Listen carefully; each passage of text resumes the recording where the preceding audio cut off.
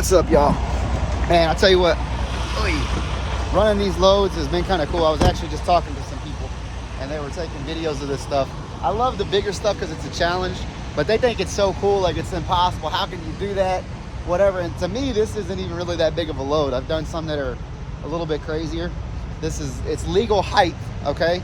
It's 12 wide. It doesn't require escorts to where I'm going. And it's, you know, it's just a piece of equipment. It isn't really that big, in my opinion. I've done some stuff that's way bigger, but they see it as so big, and I guess it looks cool because it's red, matches the truck. But I don't know, it was cool. I just had some people talking about it, taking a picture. I had somebody run into me that was a fan, follows the YouTube channel. That was cool, and they were like, hey man, this is awesome. I had another guy, actually, I don't know why this one's bringing so much attention here, but I had another guy say he does permits, oversized, and he's like, are you going to PA? And I said, yeah. And he had some questions about running through Pennsylvania. But I like the challenge, guys. I like the bigger stuff. It definitely is a lot more fun. It's challenging. It's not easy, you know. But I prefer running oversized freight. I just do. I'm not a big fan of regular loads, step deck, flatbed. I wouldn't be out here. If I had to do that, I wouldn't do it. You know, if I had to run dry van, ain't no way. I wouldn't be out here. I'd be depressed. I'd be miserable. You know, that's the thing. If it's not challenging, if it's not gonna be exciting, if it's not gonna be fun, I'm not gonna be out here. I wouldn't do it. You know, not knocking guys that drive in and flatbed and step decks. We have flatbeds and step decks, and guys don't want to do RGN. It's not for everybody, you know. But that's all I would do is RGN. I love the dozers, the equipment. I've always loved equipment, you know, and running equipment. But it's just one of those things that I have to do something different. I have to have a challenge. You know, I had a tree service before with 60-foot bucket trucks. I had to be in the bucket, 60 foot in the air, knocking down the biggest trees. I take the biggest jobs, taking down some trees that were, you know, 6-8 foot thick at the base, and went over 4 or 5 houses, and we had to rope it all down. And I enjoy the challenge. My mind has to be challenged. I have to be out there doing something difficult, or I'm just not into it. You know, I don't have a passion for it. My mind's not into it. My heart's not into it. And I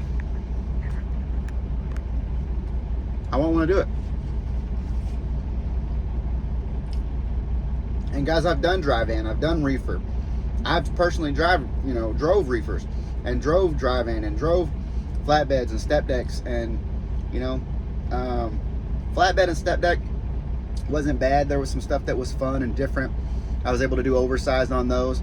That's how I kind of got into oversized. For years we've run oversized on our flatbeds and step, but doing oversized, you know, there's only so much you can do on a flatbed or step deck. I mean, we did some big stuff. I've done 15-foot wide. I've done, you know, fiberglass pools. I've done equipment, you know, dozers with blades. And obviously it pays better. So that is one perk, but that's not the biggest perk, you know. But I do have to have, you know, if I'm not making money, I'm not incentivized, I'm not gonna do it. I'm not passionate about it. I'm not in it. You know, I gotta be a winner.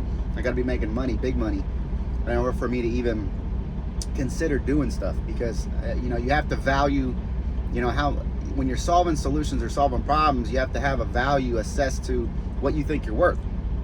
And I think that I'm worth more than solving small monetary problems or easy problems like a dry van, for instance, just picking up and dropping off. They're not willing to pay a premium for that, you know.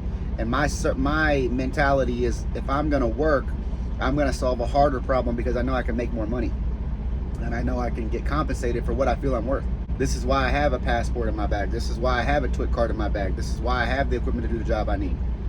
And I only want to get bigger from here. I mean, we're just doing baby RGN stuff with the Freightliner, and the trailer that I have now is baby stuff. That's baby steps to get into the industry. You know, yeah, we have, you know, several other RGNs in the fleet, and they're all 2-axle or whatever. We have one that's a 2-axle that's a stretch, and it stretches, so he can do some big stuff. But you know, really, I'm trying to get to that 13-axle setup, or get to something that's going to be much more difficult. And obviously, I don't want to be in the truck and drive forever. I mean, I've been out of the truck for 3.5 years, guys. I haven't driven. I enjoy it and being out here, and it's helping, you know, to make money. And then when trucks are sitting, they ain't making no money. So if I can keep a truck on the road And that's one less truck sitting. It's less money coming out of the bank at the end of the day, you know?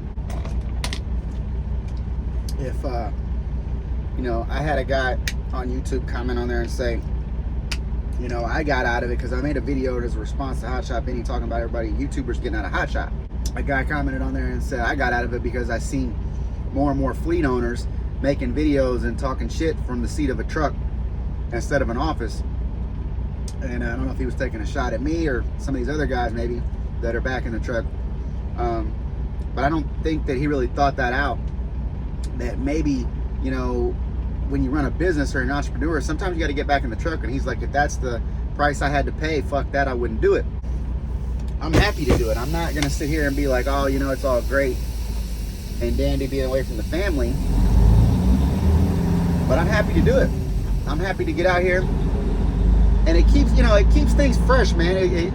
Being in the trenches and being boots on the ground is, in essence, it's like keeping your ear to the street, right? You get to see what it's really like out here. And from when I was out here 3.5 years ago, it's a completely different environment now than what it was then.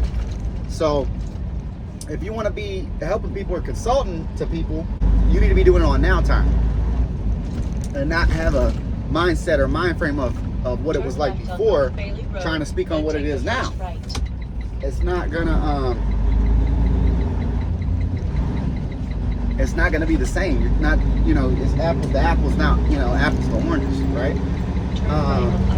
It's two completely different environments. You know, the market and the parking and the truck stops and everything from 3.5, 4 years ago is completely different than what it is now. You know, completely different, not even close to the same. The environment and the people that are out here, I mean, there's still people out here that, you know, that was doing it when I was doing it, that had that mentality. But there's a lot of newer people in the industry that aren't, I don't know, they're not really running it the way they should be running it. So it makes it more difficult. You know, parking this oversized stuff is a little bit more strategic. You know, so stuff like that, you got to really think about it, get into. But I like being in the seat sometimes from time to time, and I've done it, you know, once or twice here throughout the years. But I kind of like being in the seat, you know. For one, it keeps that truck from sitting and costing me money, which these things are very expensive to sit. So you could have, you know, a 100 truck fleet and have 5 trucks sit. You ought to go at least jump in one of them because, you know, say there was, you know, $2,000 a week with insurance payments, whatever. Depending on how you have leverage, that's $2,000 a week times 5. That's $10,000 a week drain out the pocket that you're not making. So even if you could stop that by $2,000 a week plus, you know, or if you could, you know, maybe pay some of the bills for the other trucks, whatever, that's going to help offset that bleed, you know, until you get the guys in it. And right now we've got, you know, we had 2 trucks sitting, so it's like I got to get in one of them and then keep it rolling. And that's just part of the game, you know. It's not because the rates are bad, the economy's bad, our business is bad. It's purely on the fact that, you know, we had 2 trucks sitting, and I don't want to bleed that, you know. If I can drive one of them, I'm going to do it.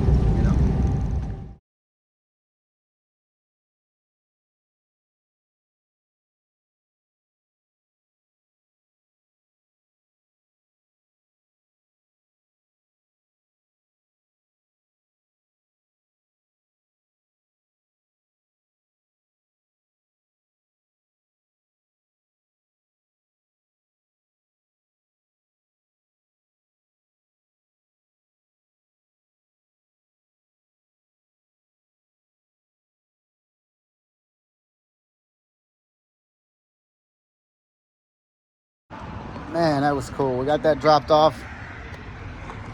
And what was funny is old boy said, man, you're the first one to come out here that ain't got tree limbs all wrapped up in this thing.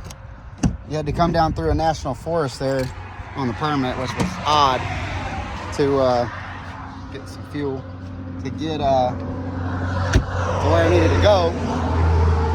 So I thought that was odd. I said, you mean it's common for them to show up? He's like, oh yeah, the last one that showed up had trees all wrapped around the whole damn front of it. I was on a brand new machine.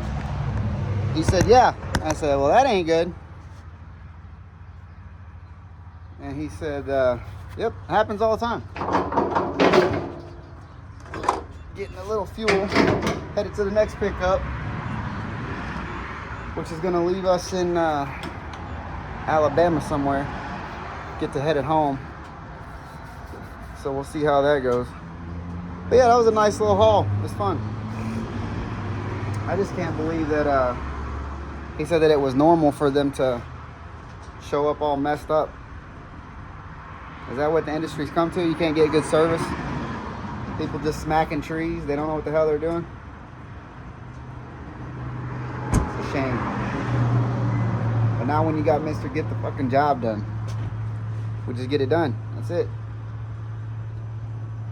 No problems, no BS, no crying about it. Some are easier than others. That one wasn't bad. That was a piece of cake. No escorts, 3 states, permits, instant, didn't have to wait on them. What's annoying is when you got to wait on the permits, or your printer's out of ink, and you got to go get ink, or something, you know, it's always something. But this one was easy. The next one ought to be easy. I think we already got the permits in for it too. So it ought to be a snatch and grab and dash. Well, that old pump's slow.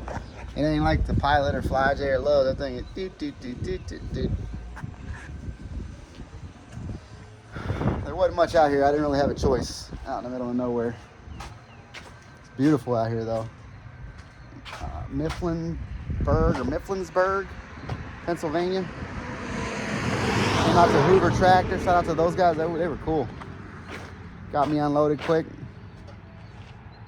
Nice little spot called Harvey's out here. So I did end up with a bent outrigger though. When the machine was coming off, it got bent. So I'll have to get a new one of those.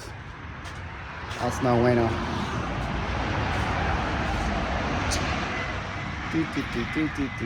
Super slow. But got iced tea. Got empty. And now we're on to the next one.